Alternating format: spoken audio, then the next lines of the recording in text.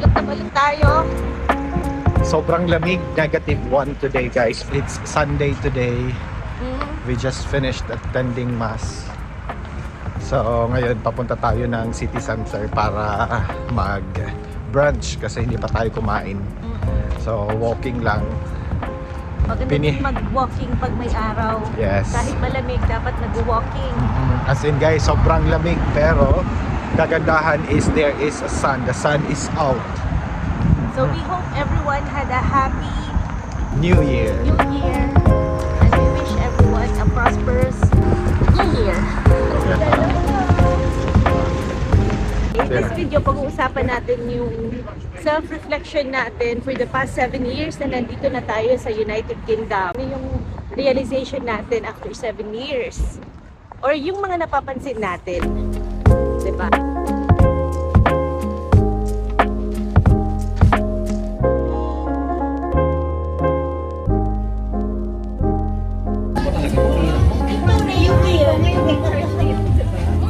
So unang-una is yung mga holidays, especially yung Christmas. Yung dumaan lang na Christmas. Yes, yung dumaan lang na Christmas, we realized na matagal na pala tayong hindi nakapag-celebrate ng Christmas in the Philippines with family. So yun talaga yung pinakauna naming na-realize na after how many years, after 7 years living abroad, na mamimiss mo yung mga special occasions, especially yung Christmas, yung nagdaan ng Christmas. Kasi nga dito, you have to choose kung anong special occasions yung i-attend mo if you want to go back to Philippines kasi yung leave is only 1 month. So pipili ka talaga either kasal reunion, ng kapatid mo, birthday ng parents. Yeah. So minsan hindi ka na makauwi sa Christmas kasi nga nakauwi ka na sa ibang occasion sa Pinas. So for us, it's been 8 years na hindi na kami nakauwi and nakaspend ng Christmas sa Philippines. And mabuti na lang meron tayong mga friends dito sa UK who became our family. Sila na yung kasama namin every time nag-New Year at nag-Christmas. And sometimes nakakamiss din yung spending Christmas at home, di ba? Yung mga traditions. Oo. Pero we're grateful na meron tayong mga friends na nandito sa UK. So, I think number 1, it's important na meron tayong community. Build your community kasi yun yung magiging support and family mo dito. Yan.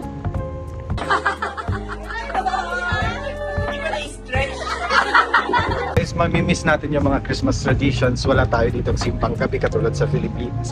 Meron silang simpang gabi pero evening mass. Oo. Hindi madaling araw. Anong oras yung mass na dito? Parang 7 p.m. ata yung mass na dito, yung simpang gabi. But it doesn't mean na hindi ma-wish come true yung mga Yes.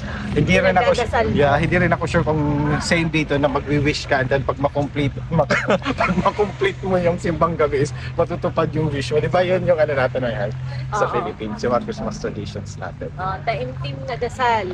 And of course, kasama din doon kasi wala tayo ditong simpang gabi ng madaling araw. Wala din ditong mga kakanin.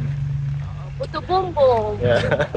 Ano pa? Yung pangalawa naman is after 7 years, yung ibang staff, they still choose to relocate again. Yung iba papunta ng US. Siguro napapag-isipan na naiisip nila kung is this place for them or lilipat pa ba sila? Bakit ba yung ibang mga staff lumilipat pa rin after 7 years? Yeah, so lumilipat pa rin sila. Siguro one is, for some of them is naghahanap sila ng career development or yung global experience. Kasi syempre pag lumipat ka sa ibang bansa, mas nai-enhance yung iyong knowledge, skills when it comes to your craft.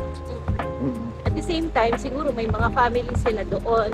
Yung iba, gusto nila, nagre-relocate pa rin sila kasi yung family nga nila nandun sa country na yon. Yung iba naman is naghahanap sila or na-offeran sila ng better opportunity. Increased yung salary. Tsaka tax-free benefits, may mga ganun. May mga bansang nag-o-offer ng mga ganong opportunity. Kaya siguro lumilipat pa rin sila after 7 years, no? Oo. Lumilipat lang naman tayo kung meron tayong nakukuwang much better dun sa ibang place. Let's say for example, yung family, career. Pero, syempre, you still need to take yung mga exams Yeah. to register your license dun sa country na yun. Yes, hindi naman ganun kadali yung mag-relocate. Kahit nga papunta dito is ang hirap din. Madami ka mga exams na i-take. And it's the same process pag lilipat ka sa ibang bansa, even though nandito ka na. Although It mas... takes preparation. Yes. And exams, saka financial din, Matinding, paghahandaan mo yun. matinding preparation. Hindi lang to simpleng lilipat ka lang. Na-realize mo yan. So, after 7 years, you have earned your naturalization here. Yeah. So, again, it's earned. Welcome to SONA 2024. Sa susunod na halalan, Iboto natin. huwag niyong kakalimutan. Nasaan yung mga lupain natin? Pagtatrabahuan mo talaga siya, you need to be a good citizen. Yon, oo. And May contribution ka sa yes, society. oo. Kasi ini-screen nila lahat kung sino yung bibigyan nila ng naturalization dito. But at the same time, na-realize din namin na you really have to work hard on top of being a good citizen na you have to save kasi hindi Hindi siya siya free. yes, babayaran mo siya. Ayan, oo. I think, ito, may listahan ako dito yan eh. Sige.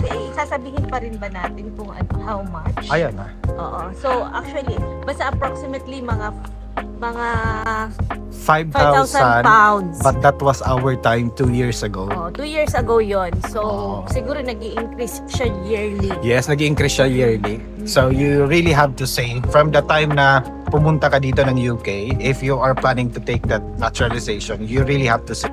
You need to be a good citizen din. Yes, kasi i-screen ka nila. Hindi sila mag-a-approve kung sino-sino lang. Yun. Yan. And na-realize din namin na after 7 years living dito sa UK, yung cost of living is depende kung anong lugar ka nakatira dito. However, yung salary is standard. Oo, yun. So, meron tayong standard salary pero yung cost of living is different depending on which place you live here in the UK. So, halimbawa kami dito sa Cambridge, yung cost of living namin dito is mataas talaga compared dun sa mga nasa north or nasa south. Closer you are sa central London, dun talaga mataas yung cost of living. So, mapapaisip ka kung ano yung priority mo. So, pwede kang mag-relocate sa north part or kung saan na mas mababa yung cost of living. Kasi yung sahod naman dito is same lang.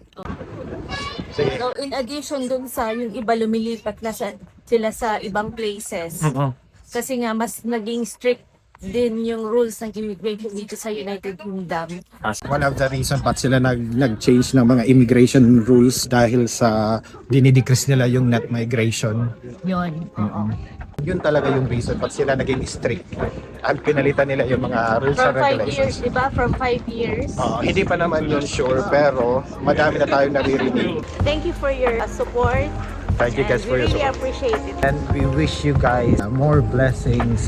Hope makuha nyo yung mga heart's desires and kung ano man yung mga gusto nyong maabot sa buhay. At we wish you a happy new year.